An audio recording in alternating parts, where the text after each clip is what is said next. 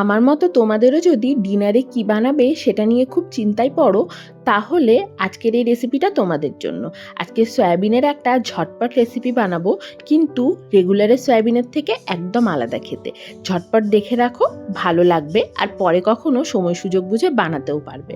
প্রথমেই যেটা করা সেটা তো করতেই হবে, সেটা হচ্ছে সয়াবিনগুলোকে ভালো করে সেদ্ধ করে ঠান্ডা জলে ধুয়ে জল চিপিয়ে এরকমভাবে সরিয়ে রাখা। এই প্রসেসটা যদি না করা হয় তাহলে সয়াবিনের মধ্যে থেকে একটা কীরকম গন্ধ বেরোয়, সেটা কিন্তু খেতে ভালো লাগে না। তাই অবশ্যই ঠান্ডা জলে ভালো করে ধুয়ে জল চিপে সরিয়ে রাখবে। তারপর কড়াইয়ে তেল দিয়ে আমি প্রথমেই দিয়ে দেব ঝিরিঝিরি করে কেটে রাখা পেঁয়াজগুলো দিয়ে ভালো করে পেঁয়াজগুলোকে ভেজে নেব একদম বেরেস্তার মতো করে। তারপর পেঁয়াজগুলোকে সরিয়ে রাখবো, এগুলো আমাদের পরে কাজে লাগবে। ওই তেলের মধ্যেই দিয়ে দেব সেদ্ধ করে রাখা সয়াবিন, একটু হলুদ আর একটু নুন। তারপর সয়াবিনগুলোকে ভালো করে ভেজে নেব।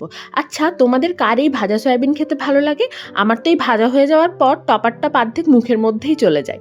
আমাকে কমেন্ট বক্সে জানিও কিন্তু তোমাদের ভালো লাগে কিনা ভাজা সয়াবিন খেতে। এদিকে একটা পেস্ট রেডি করে নেব। তার জন্য মিক্সার গ্রাইন্ডার জারে আমি নিয়ে নিচ্ছি 2 চামচ পোস্তটাকে প্রথমে শুকনো ঘুরিয়ে নেব। তারপর আগের থেকে ভেজে রাখা বেরেস্তাটা এর মধ্যে দিয়ে একটু জল দিয়ে একটা স্মুথ পেস্ট তৈরি করে নেব। পেস্টটা রেডি হয়ে গেছে, দেখো। এখন এটা সরিয়ে রাখলাম। এরপর কড়াইয়ে আবার নিয়ে নেব সাদা তেলের মধ্যে ফোড়ন দেব গোটা জিরে আর গোটা গরম মশলা, মানে অল্প একটু এলাচ, লবঙ্গ আর দারচিনি।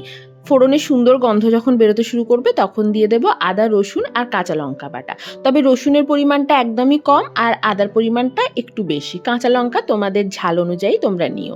তারপর আগের থেকে যে পেস্টটা রেডি করে রেখেছিলাম সেই পেস্টটা এর মধ্যে দিয়ে দিলাম, বাটি ধুয়ে একটু জলও দিয়ে দিলাম। এরপর এই মশলাটাকে কষাতে থাকবো। মিনিট 3 মতো মশলাটাকে মিডিয়াম ফ্লেমে ভালো করে কষিয়ে নেব। তারপর এর মধ্যে দিয়ে দেব একটা টমেটোর পেস্ট, আর সাথে দিয়ে দেব মশলার মধ্যে দিচ্ছি একটু হলুদ, সামান্য একটু ধনে গুঁড়ো, হাফ টিস্পুনের মতো জিরে গুঁড়ো।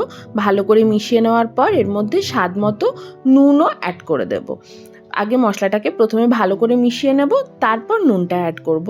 নুন অ্যাড করে দেওয়ার পর এবার মশলাটাকে বেশ খানিকক্ষণ ধরে মিডিয়াম টু লো ফ্লেমে ঢাকা চাপা দিয়ে ভালো করে কষাতে হবে, যতক্ষণ পর্যন্ত না মশলার কাঁচা গন্ধটা চলে যায় আর এরকম একটু একটু তেল ভেসে ওঠে। এরপর ভেজে রাখা সয়াবিনটা দিয়ে ভালো করে নাড়িয়ে চাড়িয়ে মিশিয়ে নিয়ে আবার এটাকে কষাতে হবে বেশ খানিকক্ষণ ধরে। কারণ যেহেতু এই রান্নাটার মধ্যে আমি আলাদা করে কোনো জল ব্যবহার করব না, তাই ভালো করে না কষালে সয়াবিনের মধ্যে কিন্তু মশলা ঢুকবে না। তারপর দিয়ে দিলাম অল্প একটু চিনি টেস্টটাকে ব্যালেন্স করার জন্য।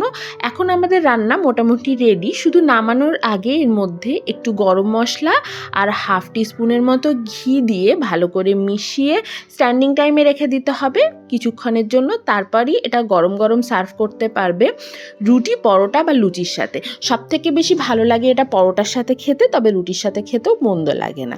আশা করি আমার আজকের এই সহজ সয়াবিনের রেসিপিটা তোমাদের ভালো লেগেছে। ভালো লাগলে লাইক কমেন্ট করে পাশে থেকো। আর যারা এখনও আমার চ্যানেলটা সাবস্ক্রাইব করোনি তাদেরকে অনুরোধ করব যে চ্যানেলটা সাবস্ক্রাইব করে পাশে থাকা বেল আইকনটাও ক্লিক করে নিও। চলো আজ এটুকুই, টাটা।